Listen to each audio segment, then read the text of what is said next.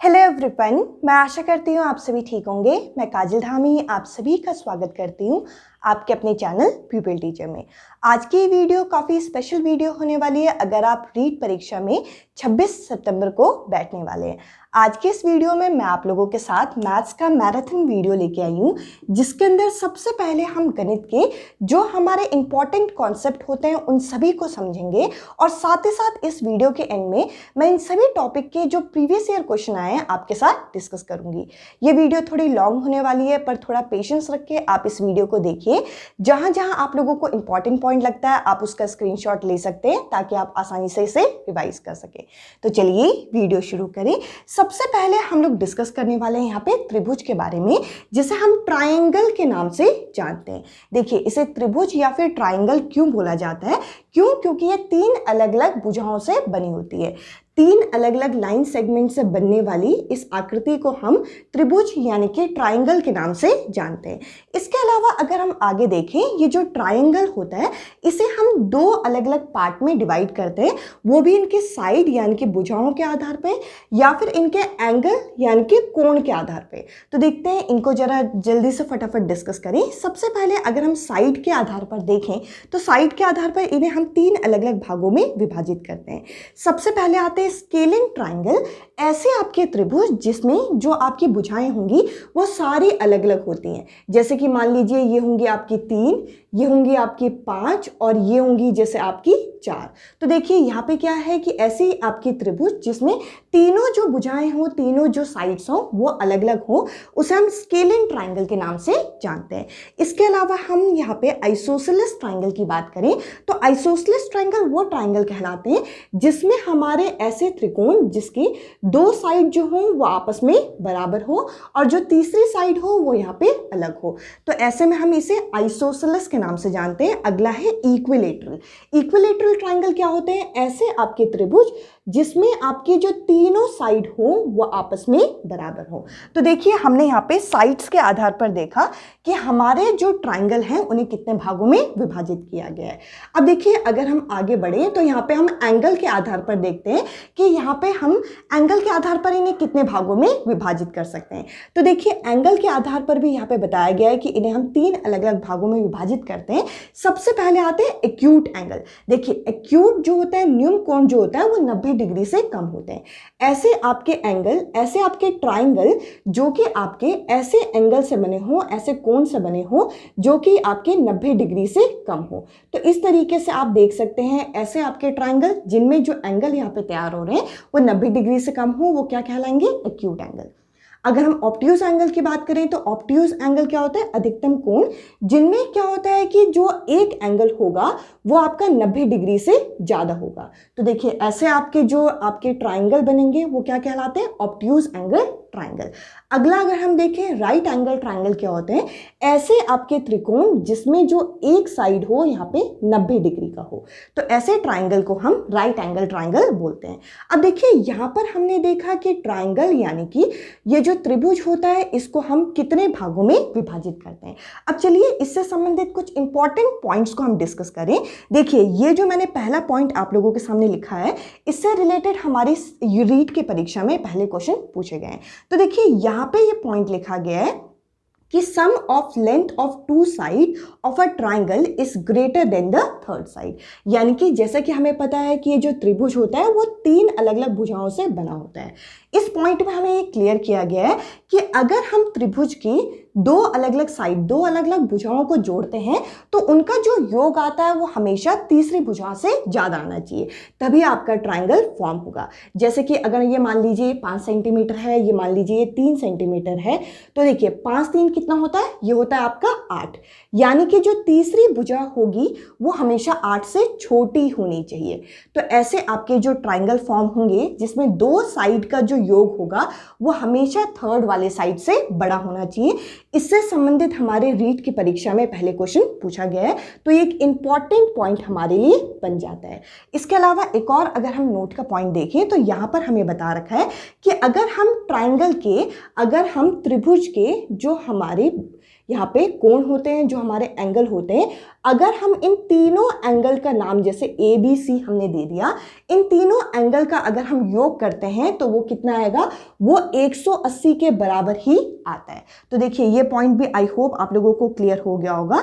इन points को मैं ज़्यादा डिटेल में इसलिए एक्सप्लेन नहीं कर रही क्योंकि इसके बाद मैं आपको इन सभी टॉपिक के क्वेश्चंस कराने वाली हूँ। एक बार ये सभी टॉपिक खत्म हो जाने दीजिए, इसमें मैं आप लोगों के साथ लगभग 5 से 8 टॉपिक डिस्कस करने वाली हूँ और उसके बाद हम इसके प्रीवियस ईयर क्वेश्चन करेंगे जिसमें आपकी क्लास 6 से लेकर क्लास 8 की एनसीईआरटी के जो महत्वपूर्ण टॉपिक होते हैं वो सभी आपके यहाँ पे कवर होने वाले हैं।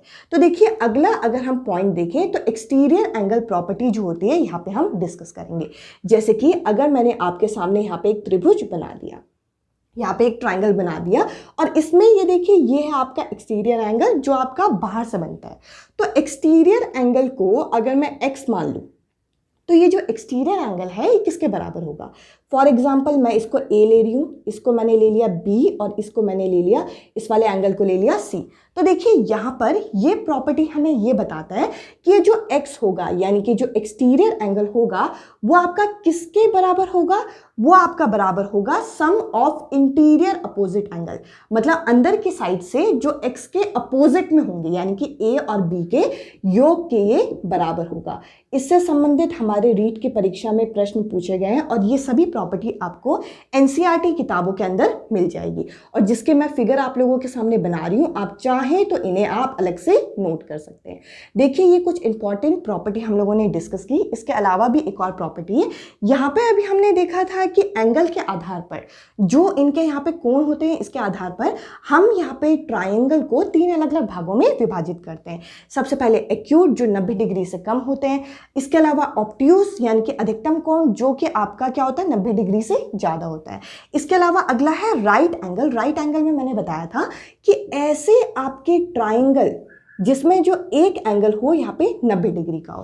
पर इसके साथ साथ हमें एक और प्रॉपर्टी यहाँ पे पता होनी चाहिए। अगर आपको राइट एंगल ट्राइंगल बनाना है तो इसमें आपका पाइथागोरस प्रॉपर्टी भी लगना चाहिए। अब पाइथागोरस प्रॉपर्टी क्या है इसको जरा फटाफट एक बार डिस्कस कर लेते हैं। जैसे कि आपके सामने मैंने यहाँ पे एक ट्राइंगल बनाया, एक राइट एंगल ट्राइंगल बनाया, क्योंकि हम अभी पाइथागोरस प्रॉपर्टी देख रहे हैं। पाइथागोरस ने हमें राइट एंगल ट्राइंगल की एक प्रॉपर्टी यहाँ पे बताई थी। जैसे कि मान लीजिए इसको मैंने ले लिया A, इसको मैंने ले लिया B और इसको मैंने ले लिया C। तो देखिए B पे आपका 90 डिग्री का कोण बन रहा है, ये तो हमें दिख रहा है। अगर मैं आपसे ये सवाल पूछूं कि इनमें से सबसे लॉन्गेस्ट साइड कौन सी है, सबसे बड़ी साइड कौन सी है, तब आप बोलेंगे AC जो है सबसे लॉन्गेस्ट साइड है और उसके अलावा जो बाकी दोनों साइड है वो से छोटी है। तो पाइथागोरस प्रॉपर्टी ये बोलता है कि जो लॉन्गेस्ट साइड है यानी कि जो AC का जो स्क्वायर है वो आपका किसके बराबर होगा, वो आपका AB के स्क्वायर प्लस BC के स्क्वायर के बराबर होगा। तो ये आपका पाइथागोरस प्रॉपर्टी है। अब देखिए इससे फायदा क्या होता है, इससे फायदा ये होता है कि अगर हमें राइट एंगल ट्राइंगल में कोई एक यहाँ पे भुजा नहीं पता, कोई एक साइड नहीं पता, तो हम इस सूत्र से ये निकाल सकते हैं। और साथ ही साथ अगर कोई ट्राइंगल राइट एंगल ट्राइंगल है तो उस पर ये सूत्र यहाँ पे फिट होना चाहिए। ये यहाँ पे कंपलसरी कंडीशन बताया गया है। सीटेट की परीक्षा में भी इससे संबंधित क्वेश्चन पूछे गए हैं और रीट में भी इससे संबंधित प्रश्न पूछे गए हैं। पहले अभी मैंने आप लोगों के साथ यहाँ पे त्रिभुज यानी कि ट्राइंगल की प्रॉपर्टी डिस्कस की। मैं आशा करती हूँ आप लोगों को ये समझ में आया होगा।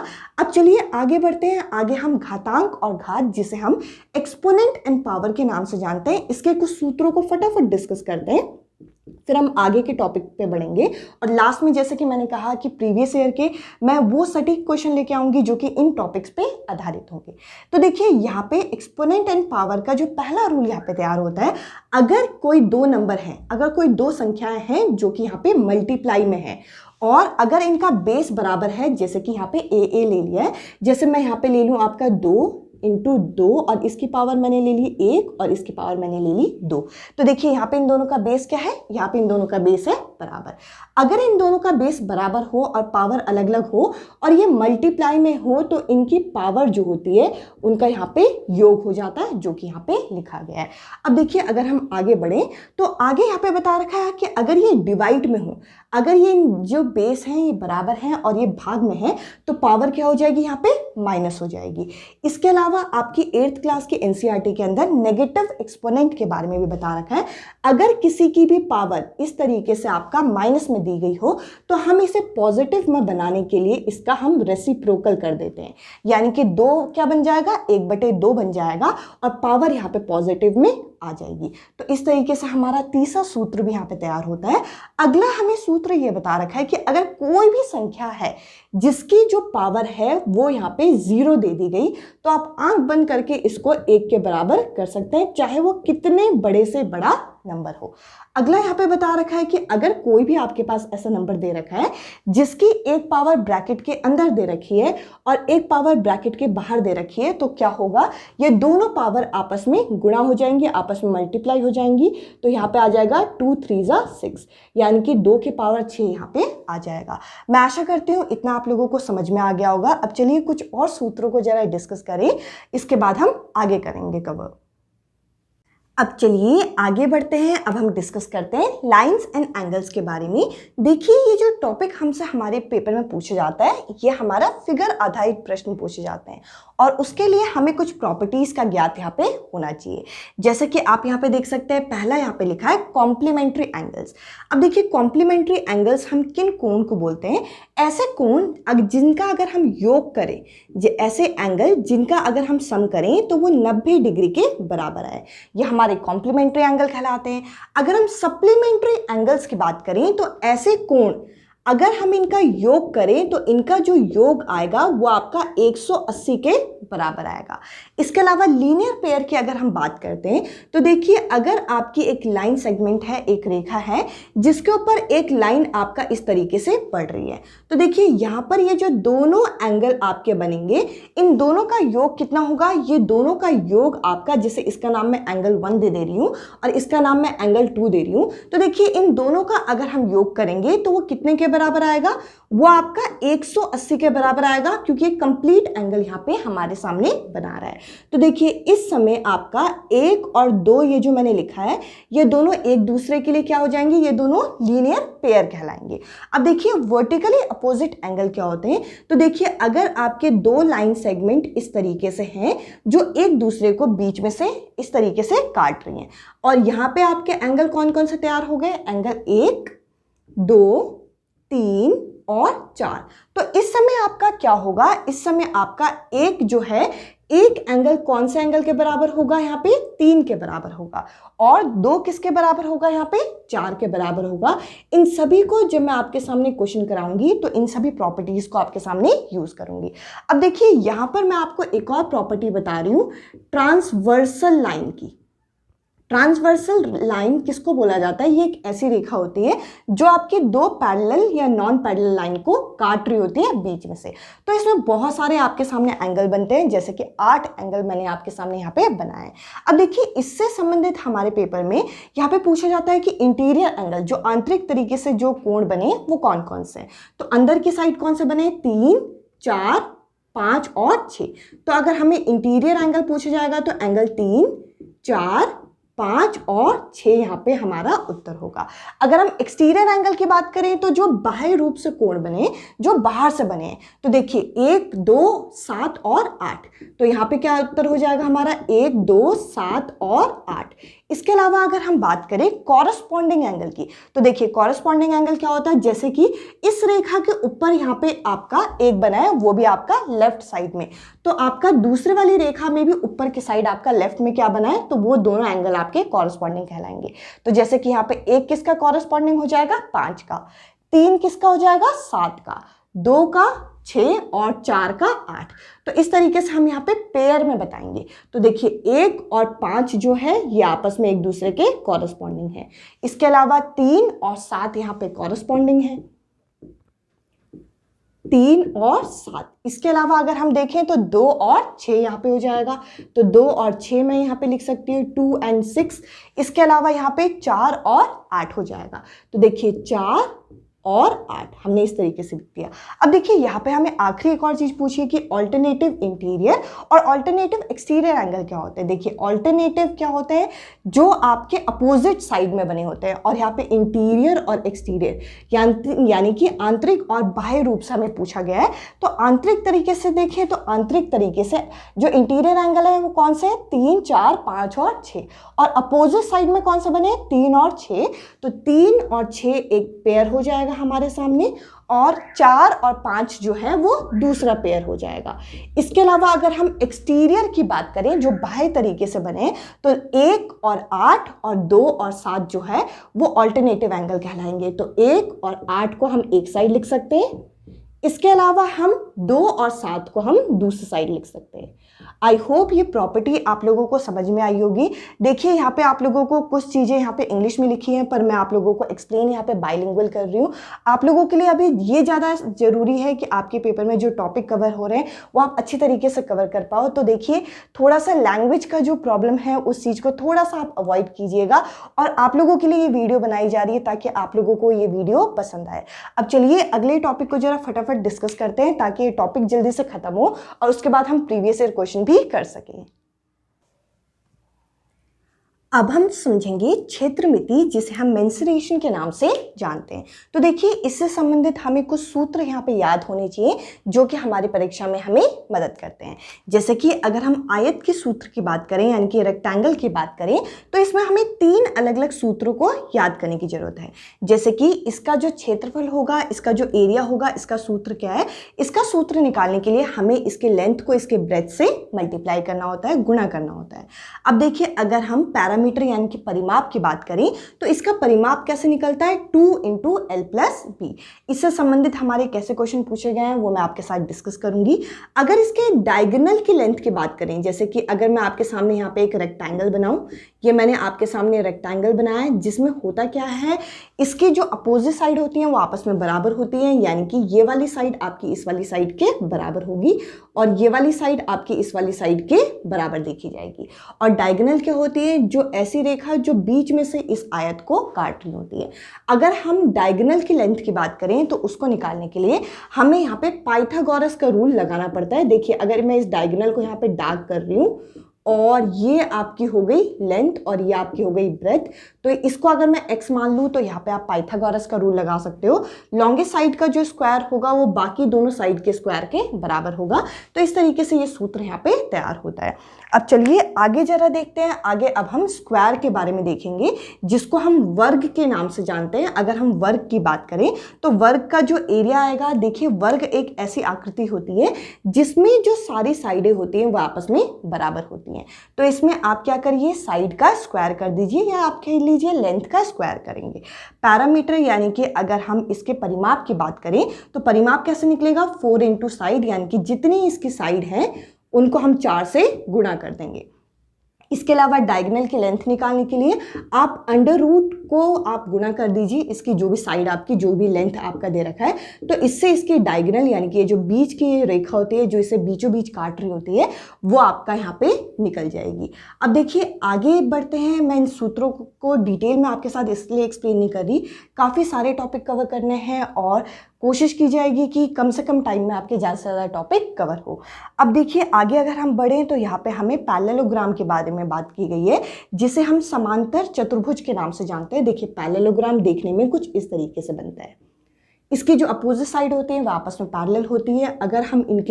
अगर हम सारे एंगल का योग करें तो वो 360 के बराबर होता है, ये हमें पता होना चाहिए। अब देखिए इसके यहाँ पे हमें एरिया और पैरामीटर के बारे में बता रखा है।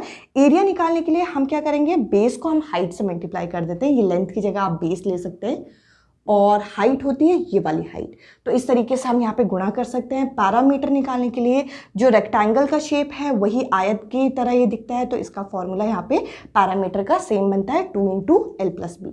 अब देखिए अगर हम आगे बढ़ें तो यहाँ पे हमें ट्राइंगल यानी कि यहाँ पे त्रिभुज के बारे में दोबारा बताया गया है। ट्राइंगल 3 यहाँ पे हमारी जो साइड्स होती हैं उनको जोड़ के बनाया जाता है। इसका जब एरिया हम निकालते हैं, इसका एरिया कैसे निकलता है, ये आपका हो गया बेस और ये आपकी हो गई इसकी हाइट, ट्राइंगल की जो हाइट होती है।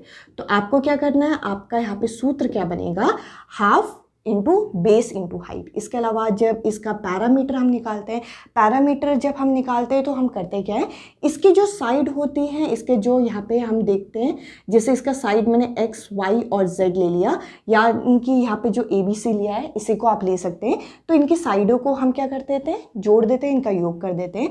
अगर हमारा जो ट्राइंगल है वो एक इक्विलेटरल ट्राइंगल हो, यानी कि समांतर जो उसकी भुजाएं हो वो समांतर हो, तो इसके लिए आपका एक छोटा सा यहाँ पे शॉर्टकट फॉर्मूला बनता है, √3/4 a स्क्वायर। ए क्या है, ए यहाँ पे साइड हो जाएंगी, जैसा कि हमें पता है इक्विलेटरल ट्राइंगल की तीनों जो साइड्स होती हैं वे आपस में बराबर होती है, तब ये सूत्र यहाँ पे तैयार होता है। अब देखिए यहाँ पे हम ट्रेपीजियम की जरा बात कर लेते हैं। ट्रेपीजियम कैसी आकृति होती है, कुछ इस तरीके की आकृति जिसमें जो दो साइड हो वो पैरेलल हो और दो साइड जो हो वो आपस में पैरेलल ना हो। जो पैरेलल साइड है इसको जैसे मैंने मान लिया A और इसको मैंने मान लिया B, इन दोनों के बीच की जो दूरी है इसको मैंने मान लिया हाइट। तो इसका जो एरिया है वो कैसे निकलेगा, हाफ जो पैरेलल साइड है उनका आप योग कर दोगे इनटू हाइट। अब देखिए आप सोच रहे होंगे यहाँ पे मैंने इसका मीटर यानी कि परिमाप के बारे में कुछ लिखा, परिमाप कैसे निकलेगा, मान लीजिए ये A है, ये B है और ये साइड आपकी हो गई C और ये साइड हो गई आपकी D। तो हम करते क्या है, परिमाप निकालने के लिए हम इन सारी साइडों को यहाँ पे योग कर देते हैं, ABCD इन सब का योग कर देंगे। अब चलिए कुछ और इंपॉर्टेंट कॉन्सेप्ट को जरा समझते हैं। अब हम डिस्कस करते हैं सरफेस एरिया के बारे में, जो कि हम देखेंगे क्यूबॉइड, क्यूब और सिलेंडर का। अब देखिए ये आकृति होती कैसी है, जैसे कि आपने माचिस की तिल्ली का डब्बा देखा होगा, वो आपका क्या होता है, वो आपका क्यूबॉइड शेप का होता है, जिसमें आपका होता क्या है, जिसमें आपकी लेंथ ब्रेथ के साथ यहाँ पे हाइट भी जुड़ जाती है। तो देखिए ये तो एक तरीके से क्यूब आप लोगों को लग रहा होगा, तो यहाँ पे आप माचिस के डिब्बे को, मैस्टिक को इमेजिन कर सकते हैं। तो देखिए यहाँ पे हमारी तीन अलग अलग चीजें आ जाती हैं, लेंथ, ब्रेथ और हाइट। अगर हमें इसका सरफेस एरिया हमें ज्ञात करना है इस आकृति का, तो यहाँ पे फॉर्मूला हो जाता है 2 ब्रैकेट में L इंटू बी, यानी कि लेंथ और ब्रेथ को हम गुणा कर देते हैं, plus breadth into height plus height into length. तो इस तरीके से आप यहाँ पे सरफेस एरिया निकाल सकते हैं क्यूबॉइड का। अगर हम क्यूब की बात करें, क्यूब आपने देखा भी होगा, आपने उसके साथ खेला भी होगा, जिसमें आपके अलग अलग कलर्स को मैच करना होता है। तो देखिए क्यूब क्या है, क्यूब में जो साइड्स होती हैं वो आपकी इक्वल होती है, साइड्स बराबर होती हैं। तो सरफेस एरिया कैसे निकलेगा, देखिए आपके टोटल 6 साइड होती हैं इसमें, तो 6L² जो है इसका सूत्र यहाँ पे बन जाता है। अगर हम सिलेंडर की बात करें, सिलेंडर इस तरीके की एक आकृति होती है। अगर हम इसके सरफेस एरिया की बात करें तो इसका फॉर्मूला होता है 2πr ब्रैकेट में r प्लस h। h इसकी हाइट होती है, आर इसका क्या होता है, आर इसका रेडियस होता है, जो कि आपको इस जगह का लेना होता है। अब देखिए अगर हम वॉल्यूम की बात करें इन तीनों की, तो क्यूबॉइड का जो वॉल्यूम का सूत्र होता है वो होता है L into B into H. Cube का होता है L क्यूब, L इसमें यहाँ पे क्या है, साइड, तो यहाँ पे साइड का हम क्यूब कर देते हैं। इसके अलावा अगर हम सिलेंडर की बात करें तो इसका सूत्र होता है πr²h। अब देखिए यहाँ पे सर्कल के बारे में भी कुछ बेसिक चीजें मैंने यहाँ पे लिखी है। सर्कल की कुछ और प्रॉपर्टी मैं आपके साथ डिस्कस करूंगी जब मैं आपके इसके क्वेश्चन डिस्कस करूंगी। तो देखिए यहाँ पे मैंने आपका एरिया यानी कि इसका क्षेत्रफल का सूत्र क्या होता है, इसके क्षेत्रफल का सूत्र होता है πr²। जैसे कि सर्कल ये है तो देखिए ये इसका हो गया रेडियस और फॉर्मूला हो गया ये। अब देखिए सरकमफ्रेंस क्या होता है, जैसे कि बाकी आकृति में होता है हमारा पैरामीटर यानी कि परिमाप, तो इसमें हम इसकी जो पूरी आपकी बाउंड्री होती है इसे हम सरकमफ्रेंस बोलते हैं, जिसका फॉर्मूला होता है 2πr। अभी देखिए हमने कुछ यहाँ पे मेंसुरेशन के यानी कि क्षेत्र मिति के यहाँ पे हमने सूत्र देखे। अब हम देखते हैं डिविजिबिलिटी रूल, जिससे संबंधित हमारे कुछ बेसिक प्रश्न यहाँ पे पूछ ले जाते हैं। तो देखिए अगर आपको 2 की डिविजिबिलिटी चेक करनी है तो उसमें जो आखिरी नंबर हो वो 2 से भाग जाना चाहिए। वो क्या होना चाहिए, वो सम संख्या होनी चाहिए, वो विषम नहीं होनी चाहिए, इवन नंबर होना चाहिए। अगर हम 3 की बात करें तो 3 के लिए क्या बनाया गया है कि अगर हम उनके डिजिट का, जैसे कि आपको कोई भी एक नंबर दे दिया गया है, आप इन सब का क्या करेंगे, इन सभी डिजिट का आप योग करेंगे। इन सब का योग करने के बाद अगर जो योग आता है वो 3 से भाग हो जाता है तो वो नंबर भी 3 से भाग होगा। अब देखिए इतने बड़े नंबर को भाग करने से अच्छा इनके हम डिजिट के सम को भाग कर सकते हैं। 4 के लिए क्या किया जाता है, आखिरी जो 2 संख्या है सिर्फ आप उन दोनों को देखिए, वो दोनों अगर आपके 4 से भाग होती हैं तो वो पूरी संख्या भी 4 से भाग जाएगी। 5 के लिए क्या देखा जाता है, आखिरी संख्या या तो 0 होनी चाहिए, 0 होनी चाहिए, या फिर वो 5 होनी चाहिए।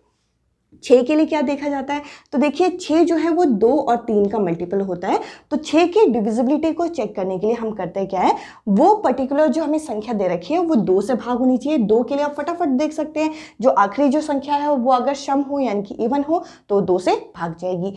और 3 के लिए क्या कर सकते हैं, सम ऑफ डिजिट करके देख सकते हैं कि वो 3 से भाग होना चाहिए।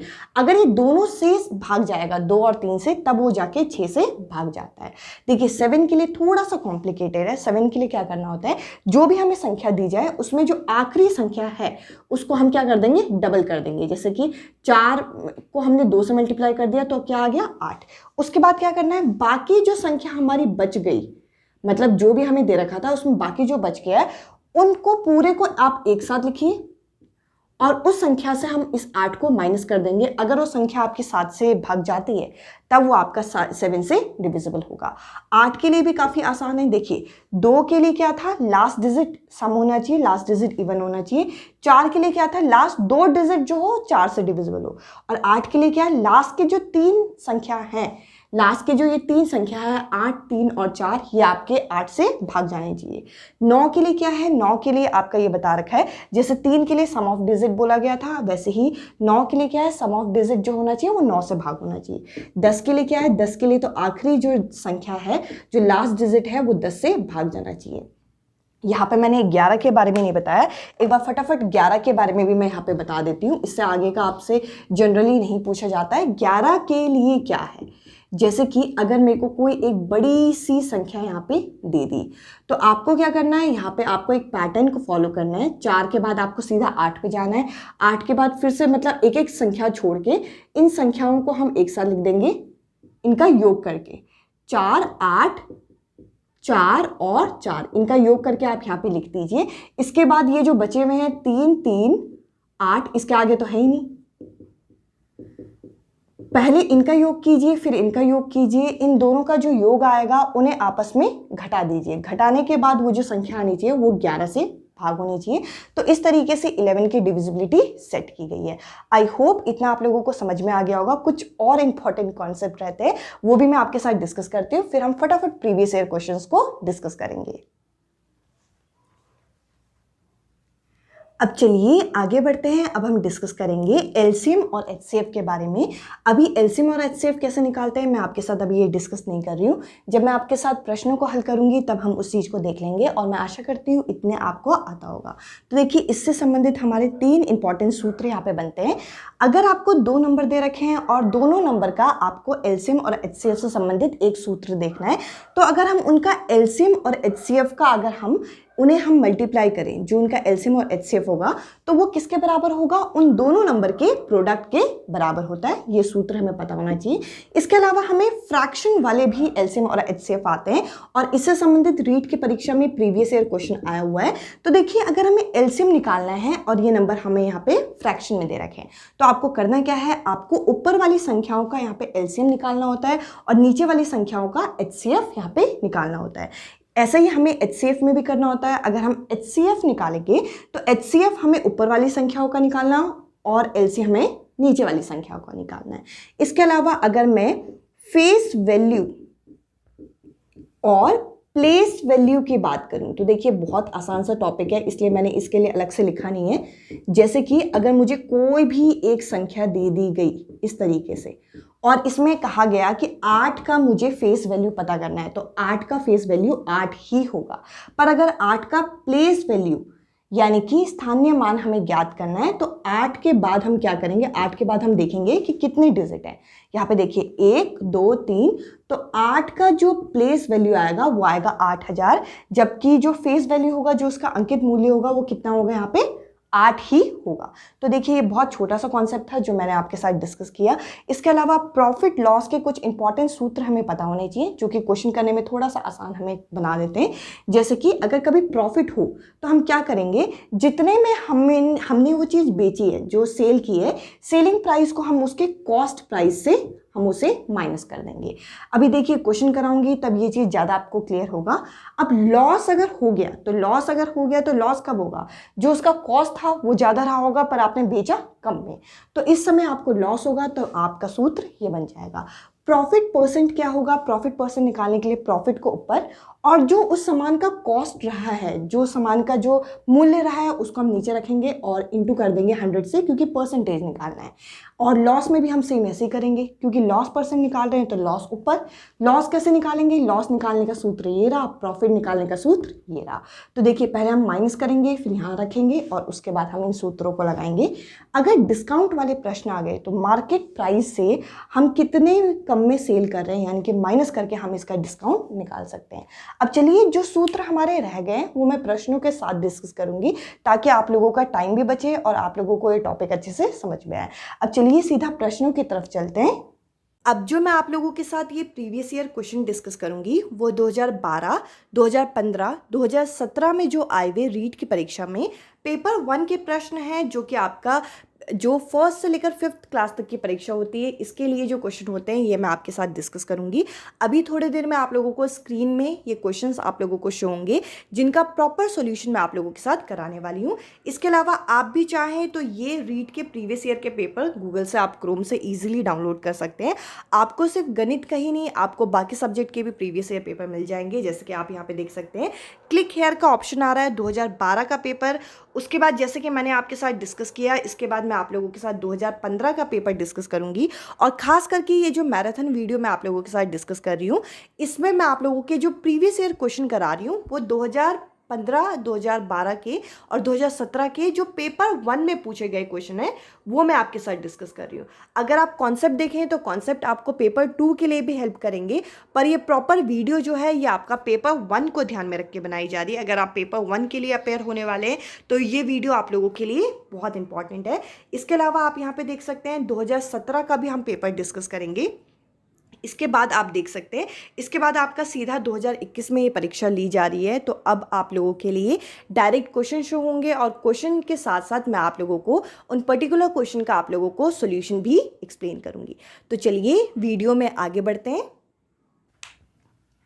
अब जो मैं आपके साथ क्वेश्चन डिस्कस करूंगी ये यहाँ पे प्रीवियस ईयर के क्वेश्चन होंगे, जो कि आपके इन फॉर्मूले पे आधारित है जो भी अभी हमने डिस्कस किया। और साथ ही साथ ये जो क्वेश्चन मैं आपके साथ डिस्कस करूंगी ये आपको स्क्रीन में इंग्लिश और हिंदी दोनों में दिख जाएंगे। देखिए इस प्रश्न में हमें पहला प्रश्न तो मैंने आप लोगों के लिए यहाँ पे लिखा हुआ है। पहले प्रश्न में पूछ रखा है कि यदि एक त्रिभुज है जिसमें जो 2 भुजाएं हैं उसकी अगर इनका योग किया जाए, इनका सम किया जाए तो वो किसके बराबर होगा। तो यहाँ 4 अलग अलग ऑप्शन दिए गए। ये प्रॉपर्टी मैंने आपके साथ डिस्कस की थी। अगर कोई भी ट्राइंगल है जिसमें जो 2 साइड होती हैं उन दोनों साइडों का जो योग आएगा वो हमेशा यहाँ पे तीसरी साइड से बड़ा आएगा। तो ग्रेटर देन थर्ड ये इस क्वेश्चन का करेक्ट आंसर होगा। मुझे नहीं लगता कि इस क्वेश्चन में हम लोगों को ज्यादा दिक्कत होनी चाहिए, ग्रेटर देन थर्ड। अब चलिए अगले प्रश्न को जरा डिस्कस करें। अगला क्वेश्चन आप लोगों को यहाँ पे स्क्रीन में दिख रहा होगा। यहाँ पे हमें एक नंबर दिया गया है 3 की पावर 98 और इसे यहाँ पे भाग किया गया है, यहाँ पे किससे, यहाँ पे 5 से भाग किया गया है। अब पूछ रखा है कि इसमें रिमाइंडर कितना बचेगा, यही हमसे इस प्रश्न में पूछा गया है। देखिए आपके सामने यहाँ पे प्रश्न दिख रहा होगा और इस प्रश्न में हमें इतना सा सवाल पूछा गया है कि 3 की पावर कितनी है, 98 है और इसे भाग किससे कर रहे हैं, 5 से भाग कर रहे हैं। तो इसमें क्या रिमाइंडर यहाँ पे बचेगा। तो देखिए यहाँ पर अब इतने बड़े नंबर जिसका ऑलरेडी यहाँ पे पावर दे रखा है, पावर से खोलेंगे तो ये क्वेश्चन बहुत लंबा हो जाएगा। तो देखिए मैं इस पावर को यहाँ पे तोड़ रही हूँ। मैंने क्या किया यहाँ पे, मैंने इसकी पावर को जो 98 यहाँ पे दे रखा था इसको मैंने क्या किया, 2 पार्ट में यहाँ पे तोड़ दिया। देखिए ये दोनों किसकी पावर है, मतलब 98 किसकी पावर है, तो आप कहेंगे 3 की पावर है। तो 98 को मैं कैसे लिख सकती हूँ, 96 + 2 लिख सकती हूँ इस तरीके से, क्योंकि ये दोनों मिलके 98 ही यहाँ पे बना रहे हैं। तो मैंने क्या किया, पावर को यहाँ पे खोल दिया। अब देखिए यहाँ पे ये भाग किससे हो रहा है, 5 से भाग हो रहा है। तो इस पार्ट को तो आप छोड़िए, इसको मैं कैसे लिख सकती हूँ, आप कहेंगे इसको आप लिख सकते हो कैसे, इसको हम लिख सकते हैं 9, 3 का जो स्क्वायर होगा वो होगा 9 को अगर मैं 5 से भाग कर दूं तो यहाँ पर आप बताइए यहाँ पर इसका रिमाइंडर कितना बचेगा, इसका रिमाइंडर बचेगा 4। आपको यहाँ पे ऑप्शन में भी दिख गया होगा 4, जो कि इस क्वेश्चन का करेक्ट आंसर है। अब चलिए अगले प्रश्न को जरा डिस्कस करें। मैं इतना पार्ट पहले रब कर देती हूँ।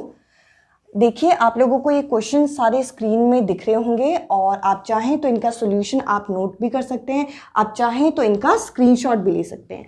अब चलिए जरा अगला प्रश्न जरा डिस्कस करते हैं। आप लोगों की स्क्रीन में आप लोगों को दिख रहा होगा, यहाँ पर इस प्रश्न में तीसरे प्रश्न में हमें बोल रखा है कि जो नंबर ऑफ मिनट है, नंबर ऑफ मिनट आपको बताने हैं, वो भी कितने में, इन 10 डेज, मतलब 10 दिन में कितने नंबर ऑफ मिनट होंगे, जो कि किसके बराबर है, इज इक्वल टू, किसके बराबर है, is equal to number of second.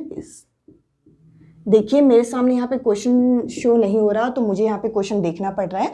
देखिए यहाँ पे आपको 10 डेज में कितने मिनट हैं उसे सेकेंड्स में यहाँ पे बदलने हैं। तो अगर मैं देखूँ कि 10 डेज में कितने मिनट होंगे, तो आप यहाँ पे बताइए कि 10 डेज में एक दिन में कितने घंटे होते हैं, तो आप कहेंगे 24 घंटे होते हैं। और घंटों को हमें अगर मिनट में बदलना है तो हम यहाँ पे 60 से मल्टीप्लाई भी कर देते हैं। तो देखिए इसको मैंने मिनट में ले आई हूँ।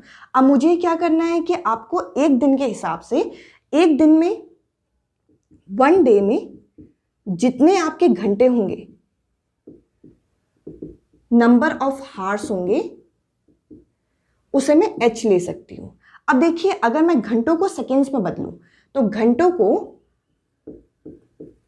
सेकेंड्स में अगर मैं बदलती हूं तो ये कितना आ जाएगा, पहले हमें घंटे को पहले मिनट में बदलना पड़ेगा और मिनट से इसे सेकेंड्स में लाना होगा, क्योंकि सेकेंड्स में हमें आंसर चाहिए।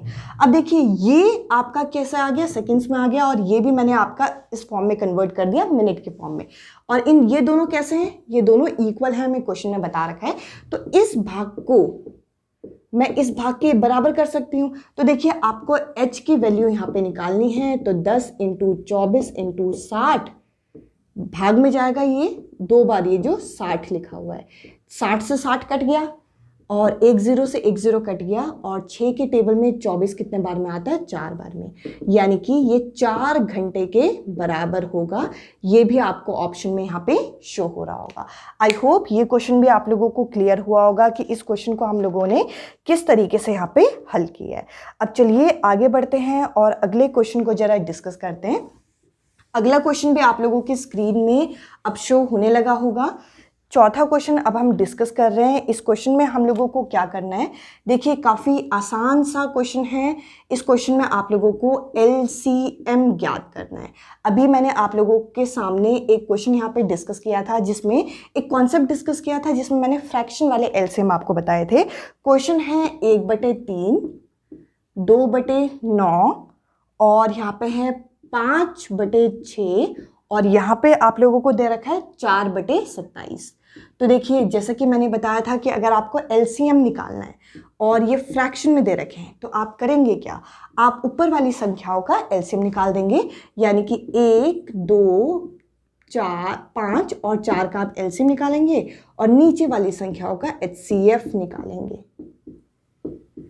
और LCM किस तरीके से निकालते हैं, LCM निकालने के लिए आप इन सभी नंबर्स को इस तरीके से लिखेंगे, इसे सॉल्व करेंगे तो LCM निकल जाएगा। और HCF निकालने के लिए आप 3 को अलग, आप 9 को अलग, 6 को अलग और 27 को अलग करके इनमें कॉमन निकाल के हम उस तरीके से निकाल सकते हैं।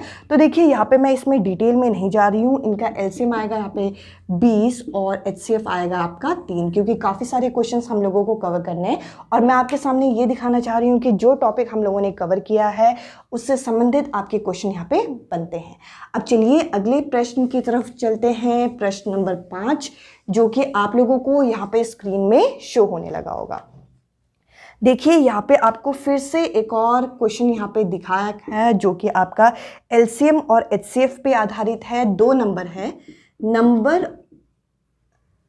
यहाँ पे क्वेश्चन आपको दे रखा है, क्वेश्चन में दे रखा है रेशियो ऑफ 2 नंबर, 2 नंबर का अनुपात कितना दे रखा है हमें, अनुपात यहाँ पे दे रखा है 3:4, और इस क्वेश्चन में हमें बता रखा है कि LCM जो है ये कितना है, 84 है। तो हमें यहाँ पे बताना है कि ये संख्याएं क्या क्या होंगी।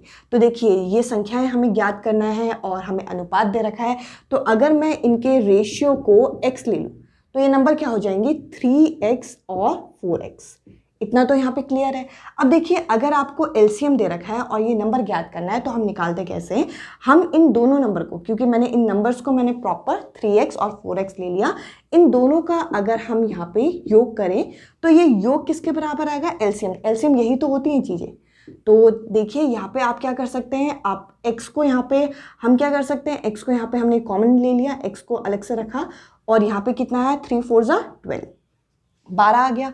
अब देखिए यहाँ पर ये जाएगा और x इससे भाग हो जाएगा, 12 इससे भाग हो जाएगा। तो 12 की टेबल में 84 कितने बार में आता है, तो आप बोलेंगे ये 7 बारी में आता है। तो देखिए हमें इस क्वेश्चन में क्या निकालना था, इस क्वेश्चन में सॉरी एक छोटी सी मिस्टेक है, इस क्वेश्चन में यहाँ पे लार्जेस्ट नंबर निकालना है हमें, बड़ा वाला नंबर कौन सा है ये निकालना है। आपको प्रश्न में दिख गया होगा लार्जेस्ट नंबर कौन सा है, तो देखिए 3x और 4x में से बड़ी संख्या कौन सी है, तो बड़ी संख्या क्या है, बड़ी संख्या यहाँ पे 4x कहलाएगी क्योंकि 4 से वो मल्टीप्लाई हो रही है। तो हम यहाँ पे 4 को यहाँ पे किससे मल्टीप्लाई कर देंगे, ये जो x की संख्या है ये 7 से, और इससे अगर हम मल्टीप्लाई करेंगे तो ये आ जाएगा आपका 28, जो कि इस क्वेश्चन का करेक्ट आंसर है। आई होप ये वाला क्वेश्चन भी आप लोगों को यहाँ पे क्लियर हुआ होगा। अब चलिए आगे बढ़ते हैं अगले प्रश्न की तरफ, क्वेश्चन नंबर 6, जो कि अब आप लोगों की स्क्रीन में शो होने लगा होगा।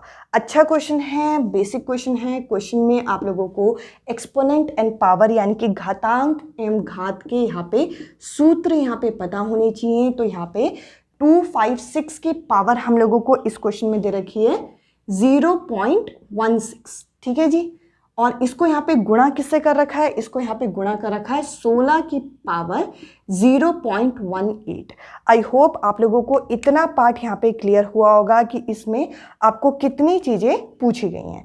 अब चलिए अगर हम आगे बढ़ें इस क्वेश्चन को हल करने के लिए, अगर हम इस प्रश्न को हल करते हैं तो देखिए घातांक और घात का अभी कोई भी यहाँ पे सूत्र नहीं लगेगा, क्योंकि 9 के बेस बराबर है, 9 की पावर बराबर है। तो हम करेंगे क्या, इनके बेस को बराबर करने की कोशिश करते हैं। तो देखिए इसका अगर आप प्राइम फैक्टराइजेशन करते हैं तो ये 2 से कट करके 2 की पावर 8 यहाँ पे आपके सामने तैयार हो जाएगा। और इसकी पावर कितनी दे रखी है, 0.16 दे रखी है। इसके अलावा 4, ये जो 16 है इसका भी अगर हम यहाँ पे प्राइम फैक्टराइजेशन करें वो भी 2 से ये कटेगा और 2 की पावर 4 ये बन जाएगा। तो देखिए आपको करना क्या है, अब आपका इनका बेस कितना आ गया, दोनों का 2 2, और मैंने आपको बताया था अगर एक पावर अंदर एक पावर बाहर हो तो हम क्या करेंगे, इनके पावर्स को आपस में गुणा कर सकते हैं। तो देखिए इस तरीके से आपका यहाँ तक ये प्रश्न हल हो गया होगा। अब इसके बाद आपको करना क्या है, 8 को इससे मल्टीप्लाई करना है। 0.16 को हम अगर 8 से करेंगे तो यहाँ पे आपका कितना आ जाएगा, यहाँ पर आपका आ जाएगा 2 की पावर 1.28, ठीक है जी, इतना है आपका। इसके अलावा यहाँ पर आपको 4 को 0.18 से भी मल्टीप्लाई करना है, तो ये कितना आ जाएगा आपका 0.72। अब देखिए दोनों के बेस बराबर हैं और मल्टीप्लाई में है तो पावर क्या हो जाएंगी, पावर का यहाँ पे हम योग कर सकते हैं, ऐड कर सकते हैं। तो देखिए पॉइंट को आप पॉइंट के नीचे लगाइएगा, इस मिस्टेक को नहीं करना। छोटे से छोटा मिस्टेक हमारे मार्क्स को यहाँ पे गिराने में हम लोगों को देर नहीं करेगा। तो यहाँ पे क्या आ गया, 2 की पावर 2, 2 की पावर 2 कितना होता है 4, जो कि आपको ऑप्शन में मिल गया होगा। आई होप ये क्वेश्चन भी आप लोगों को अच्छी तरीके से क्लियर हुआ होगा। क्वेश्चन नंबर 6 हमारा यहाँ पे कंप्लीट होता है। अब चलिए अगले प्रश्न पे चलते हैं, क्वेश्चन नंबर 7 पे, जो कि आप लोगों को आपकी स्क्रीन में दिख गया होगा। मैं भी एक बार फटाफट क्वेश्चन को रीड कर लेती हूँ। इस क्वेश्चन में बोल रखा है कि राम एक बंदा है जो कि पेन को सेल कर रहा है, वो पेन को सेल कर रहा है और वो सेल कितने पेन को कर रहा है, वो सेल कर रहा है कितने पेन को, वो 144 पेन को, नंबर ऑफ पेन सेल्स, कितने पेन को सेल कर रहा है, 144 पेन को सेल कर रहा है। और सेल करने के बाद उसको लॉस कितने का हुआ, उसको लॉस हुआ 6 पेन का, मतलब 6 पेन का जितना कॉस्ट रहा होगा उतना उसको लॉस हुआ। तो हमें यहाँ पे बताना है कि उसको परसेंटेज लॉस कितना हुआ, लॉस परसेंट कितना हुआ, ये चीज़ यहाँ पे ज्ञात करना है। अब देखिए अगर कितने का सेल हुआ है, यहाँ पे मैं सेलिंग प्राइस को मैं यहाँ पे x मान लूँ, तो आप मुझे बताइए कि टोटल पेन का जो सेलिंग प्राइस होगा वो कितना होगा। देखिए इस प्रश्न को कैसे हल करना है। एक बंदा है राम जो कि पेन को सेल कर रहा है, और कितने पेन को सेल कर रहा है, वो 144 पेन को सेल कर रहा है। जब उसने 144 पेन को सेल कर दिया तो उसके जो पेन को सेल करने के बाद पूरा उसका जो रिकॉर्ड आया उसको पता चला कि उसको लॉस हो गया, वो भी उतने के बराबर जितने उसके 6 पेन का कॉस्ट रहा होगा। अब देखिए इसमें परसेंटेज में हमें बताना है कि कितना लॉस हुआ। तो हमने यहाँ पे सेलिंग प्राइस जो भी जितने में भी उसने सेल किया होगा हमने उसको x मान लिया। तो उसने पेन कितने सेल किए, 144, तो टोटल पेन का सेलिंग प्राइस कितना रहा होगा, 144x। अब देखिए यहाँ पे लॉस कितने का हुआ, हम x के हिसाब से निकालें तो 6 पेन के हिसाब से हुआ। एक पेन का कितना है x, तो 6 पेन का कितना रहा होगा, 6x। तो जब हमारा यहाँ पे हम कॉस्ट प्राइस निकालेंगे तो कैसे निकालेंगे, वो इन दोनों को हम योग कर देंगे। मैंने अभी आपके सामने एक सूत्र यहाँ पे बताया था, उस सूत्र के हिसाब से कॉस्ट प्राइस कैसे निकलता है, सेलिंग प्राइस प्लस लॉस। तो देखिए इन दोनों का अगर हम योग करें तो यहाँ पे आ जाएगा 150x। अब देखिए हमारे पास क्या निकालना है, हमें लॉस परसेंट लॉस नहीं लिखते, लॉस परसेंट लिखते हैं। लॉस परसेंट निकालने के लिए हम क्या करते हैं, लॉस को ऊपर कॉस्ट प्राइस को नीचे इंटू 100, मैंने ये सूत्र बताया था। अब लॉस कितने का हुआ, लॉस हुआ 6x का, 6x मैंने यहाँ पे लिखा। इसके अलावा यहाँ पे इसका कॉस्ट प्राइस कितना है, कॉस्ट प्राइस है 150x और इंटू 100। तो 0 से यहाँ पे 0 कटा, सॉरी x से x कट गया, 0 से 0 कट गया। और इसके अलावा अगर आप देखें तो ये दोनों 3 की टेबल से कटते हैं, 3 2 6, 3 5 15, और 5 और ये जो 10 है ये कट जाएगा, तो 2 और 2 बचेगा, 2 और 2 4, यानी कि 4% का इसको लॉस हुआ। मैं आशा करती हूँ ये क्वेश्चन आप लोगों को समझ में आया होगा, और क्वेश्चन और ऑप्शन आप लोगों को स्क्रीन में दिख रहे होंगे। अब चलिए भाई आगे बढ़ते हैं अगले क्वेश्चन की तरफ। अगला क्वेश्चन हम लोगों का है क्वेश्चन नंबर शायद 8 है ये, आई होप। अगर क्वेश्चन की नंबरिंग में थोड़ा बहुत आगे पीछे मिस्टेक हो जाए तो इसके लिए माफ़ी। क्वेश्चन नंबर 8 आप लोगों की स्क्रीन में आप लोगों को दिख रहा होगा, मेरी स्क्रीन में मुझे नहीं दिख रहा, तो मेरे को यहाँ पे देखना होगा। यहाँ पे बोल रखा है एवरेज ऑफ 3 नंबर। 3 नंबर का अगर हम औसत देखें तो वो कितने के बराबर है, वो यहाँ पे 7 के बराबर है। उसके बाद आगे बता रखा है औसत जो है, एवरेज जो है, एवरेज ऑफ फर्स्ट 2 नंबर, पहले 2 नंबर का जो औसत है वो कितना दे रखा है, 4 दे रखा है। तो हमें ये बताना है कि यहाँ पर आपके जो 3rd नंबर होगा, तीसरी जो संख्या है वो यहाँ पे क्या होनी चाहिए। तो देखिए इस प्रश्न को किस तरीके से हम हल कर सकते हैं। एवरेज ऑफ 3 नंबर, तो यहाँ पे हम निकाल सकते हैं सम ऑफ 3 नंबर। तीनों नंबर का योग कैसे निकालेंगे, आप इन्हें मल्टीप्लाई कर दीजिए 3 और 7 को, क्योंकि एवरेज कैसे होता है आपका, 7 को हम 3 बार लिख रहे हैं और ये जो 7 है ये आपका एवरेज है। तो इस तरीके से आपका यहाँ पे हम 3 को 7 से मल्टीप्लाई करेंगे तो यहाँ पे आ जाएगा 21, और एवरेज हमें 2 नंबर का भी दे रखा है।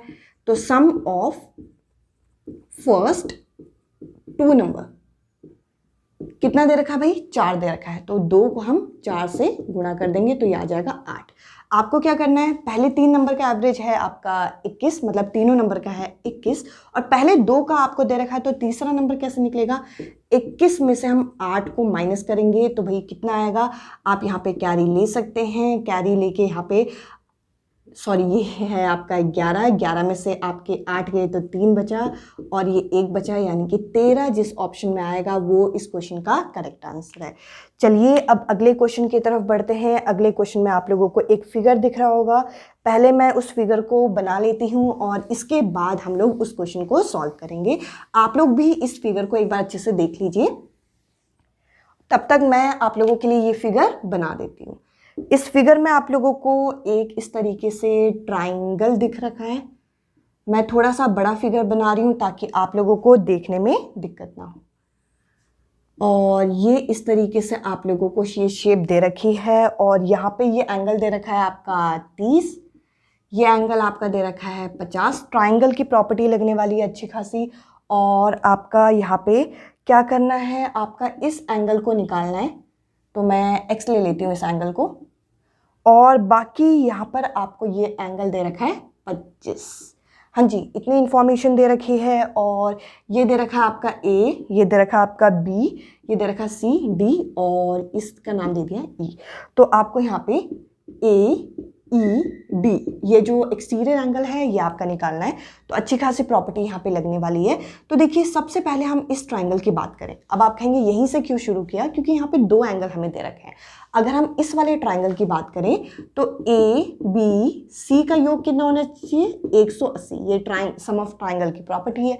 ए कितना दे रखा है, 30 दे रखा है, बी दे रखा है आपका 50, और सी आपका यहाँ से, यानी कि ये वाला एंगल यहाँ पे निकल जाएगा। क्या फ़ायदा होगा अभी आपको 2 मिनट पता चल जाएगा। 50 और 30 को हम जोड़ेंगे तो आएगा आपका कितना, 80, और 80 180 में से माइनस होगा तो कितना बचेगा आपका, यहाँ पे आपका ये कितना आ जाएगा। अगर हम 180 में से 80 माइनस करते हैं तो यहाँ पे आपका आंसर आ जाएगा 100। तो देखिए, यहाँ पर ये जो एंगल आपके सामने आया है सी, यहाँ पे कितना आ गया 100, तो मैं इसकी जगह यहाँ पे लिख सकती हूँ 100। मैंने यहाँ पे लिख दिया। अब देखिए, मैंने आपको लीनियर पेयर की एक प्रॉपर्टी बताई थी कि कोई भी अगर एक लाइन सेगमेंट है, उसके ऊपर कोई लाइन पड़ रही है, तो ये जो एंगल होंगे वो लीनियर पेयर होते हैं। अगर ये 100 है तो इस हिसाब से मैं ये वाला एंगल भी निकाल सकती हूँ। इसको अगर मैं ए मान लूँ तो यहाँ पे ये देखिए, ये सम ऑफ ट्राइंगल की प्रॉपर्टी मैंने लगाई। यहाँ पर मैं लीनियर पेयर की अगर मैं प्रॉपर्टी लगाऊं तो लीनियर पेयर की प्रॉपर्टी क्या बोलती है कि इन दोनों का योग, यानी कि 100 डिग्री और ये ए का योग कितना होना चाहिए, 180 होना चाहिए। इसलिए मैंने पहले आपके साथ प्रॉपर्टी डिस्कस की। तो ए कितना आएगा, 180 में से हम यहाँ पे 100 को माइनस कर देंगे तो यहाँ पे आ जाएगा 80।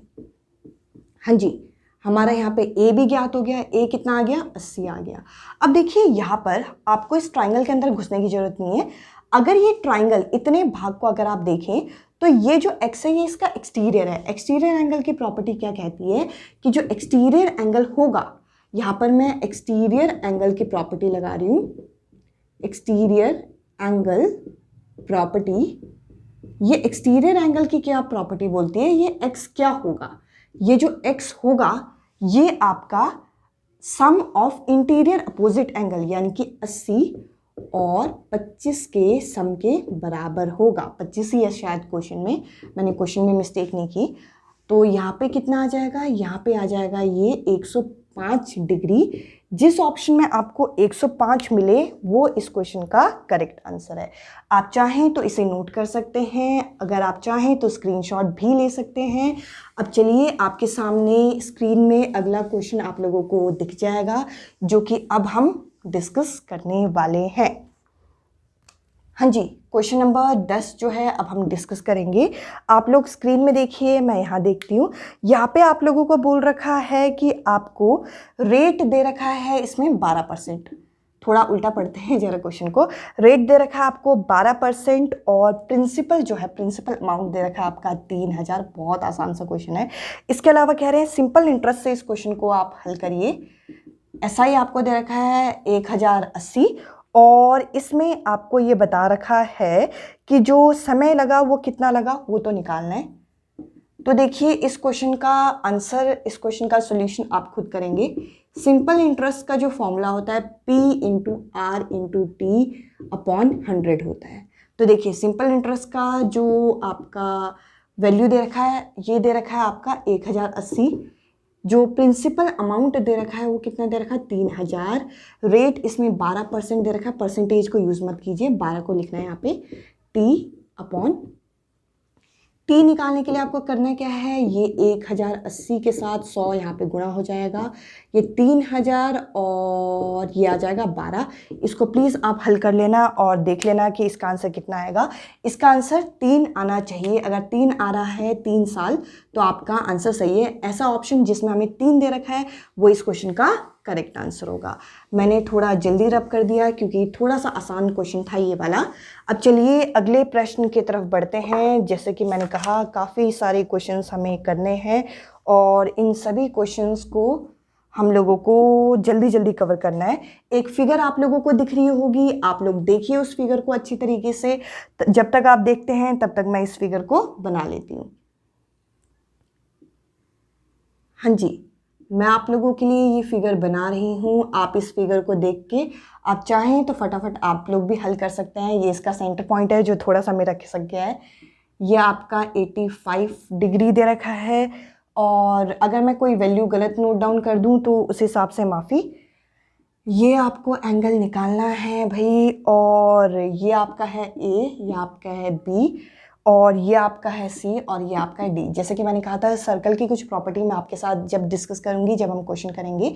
देखिए अगर आपके कुछ एंगल इस तरीके से बनते हैं ए और बी, ये जो एंगल ए है ये एंगल बी के बराबर होगा। आपको यहाँ पे ए सी डी निकालना है, ये वाला एंगल निकालना है। ये एंगल ए और एंगल बी बराबर होगा, क्योंकि एंगल जो है ये एंगल इन सेम सेगमेंट की यहाँ पे प्रॉपर्टी लगेगी। तो देखिए इससे फायदा क्या हो जाएगा, अगर ये बी आपका 40 है तो ए भी कितना हो जाएगा, ए भी यहाँ पे हो जाएगा हमारा 40 डिग्री। तो देखिए ये आपका एक ट्राइंगल है जिसमें आपको ये 40 पता चल गया, ये 85 है, तो आपको ये निकालना है। तो हम यहाँ पे सम ऑफ ट्राइंगल की प्रॉपर्टी लगा देंगे। ए प्लस बी प्लस सी कितना होगा, 180 के बराबर। ए आपका अभी हमें पता चला सेम सेगमेंट की प्रॉपर्टी से क्या हो गया, 40। नोट्स में इस चीज़ को भी आप नोट डाउन कीजिएगा। बी आपका कितना है भाई, 85 है, और सी आपको यहाँ पे निकालना है। तो हम यहाँ पे सी निकाल सकते हैं। इन दोनों का आप अगर योग करेंगे तो यहाँ पे कितना आ जाएगा, यहाँ पे आ जाएगा 125, और सी आपको निकालना है। आप इन स्टेप्स को पेपर में अवॉइड भी कर सकते हैं। मैं आपके सामने यहाँ पे डिटेल सॉल्व करने के लिए आप लोगों के लिए ये लिख रही हूँ। तो जैसा मैंने कहा आप लोग इसे अवॉइड भी कर सकते हैं। सी आपका आ गया 55 डिग्री, यही इस क्वेश्चन का फाइनल आंसर है। ऐसा ऑप्शन जिसमें आपको ये सी मिल जाए आपका, वही इस क्वेश्चन का करेक्ट आंसर होगा। अब चलिए अगले प्रश्न की तरफ बढ़ते हैं। अगला प्रश्न है क्वेश्चन नंबर 12। क्वेश्चन नंबर 12 हम लोगों को यहाँ पे फिर से एक और फिगर दे रखी है, काफ़ी आसान फिगर है। देखिए ये फिगर मैंने आपके साथ डिस्कस की थी वर्टिकली अपोजिट एंगल की तरह। आप लोग इस फिगर को देखिए, मैं इस फिगर को यहाँ पे बना लेती हूँ, फिर हम साथ में मिलके इसे सॉल्व करेंगे, इसे हल करेंगे। ये आपको ओ दे रखा है, ये आपका है ए, ये आपका है बी, और ये सी और ये डी। तो देखिए एक्स आपको निकालना है। मैंने आपको बताया था वर्टिकली अपोजिट में। देखिए अगर ये आपका एक्स निकालना है और ये वाला एंगल हमें दिया होता है तो वो दोनों आपस में बराबर होते हैं वर्टिकली अपोजिट से। बट यहाँ पे ऐसा कुछ सीन है नहीं, यहाँ पर लगेगी लीनियर पेयर की प्रॉपर्टी। लीनियर पेयर की प्रॉपर्टी, और प्रॉपर्टी क्या बोलती है कि दोनों एंगल का योग, इसको मैं एक्स ले लेती हूँ, कितना होगा 180 के बराबर होगा। आप इसे माइनस कीजिएगा, 150 में से 180 में से आप यहाँ पे 50 को माइनस करेंगे तो कितना आएगा आपका 130 आएगा। जिस ऑप्शन में आपको 130 मिल जाएगा वो इस क्वेश्चन का करेक्ट आंसर है। अब चलिए अगले प्रश्न को जरा डिस्कस कर लेते हैं। क्वेश्चन नंबर 13 अब हम डिस्कस करेंगे। आप लोगों की स्क्रीन में आप लोगों को दिखेगा, यहाँ पे आपको वॉल्यूम से संबंधित प्रश्न पूछा गया है। जो वॉल्यूम है उसका रेशियो दे रखा है। हाँ जी, कितना दे रखा है रेशियो, आप क्वेश्चन में देखिए, मैं यहाँ पे लिखती हूँ। ये दे रखा है 27 और ये दे रखा है 64, और कह रखा है कि इस क्वेश्चन में आपको सरफेस एरिया मतलब एरिया ज्ञात करना है। तो चलिए इस प्रश्न को जल्दी से एक बार हल कर लेते हैं। अब देखिए वॉल्यूम क्या होता है, अगर मैं इसको, अगर मान लीजिए ये आपका पहला आपका शेप है जिसका मैं साइड x मान रही हूँ, और दूसरे वाले का मैं यहाँ पे मान रही हूँ y। तो वॉल्यूम कैसे निकलता है आपका, इसका क्यूब करके और इसका भी क्यूब करके। ठीक है भाई, वॉल्यूम के लिए लिख रही हूँ, वो कितने के बराबर है 27 और 64 के। अगर मैं इसका क्यूब निकालूं तो 27 किसका क्यूब है, तो आप कहेंगे ये 3 का क्यूब है, यानी कि x के मान कितना आएगा 3 आएगा, और y का मान कितना आएगा 4 आएगा। आपको x और y पता है, तो एरिया कैसे निकालते हैं, एरिया हम इसका स्क्वायर करके निकालते हैं। तो 3 का स्क्वायर कितना होगा, आप कहेंगे 9, 4 का कितना होगा 16। तो ऐसा ऑप्शन आपको जिसमें 9/16 दे रखा है वो इस क्वेश्चन का करेक्ट आंसर है। मैं आशा करती हूँ यहाँ पर तक आप लोगों को चीज़ें अच्छी तरीके से क्लियर हुई होंगी। अब चलिए भाई आगे बढ़ते हैं अगले क्वेश्चन की तरफ। Question number 14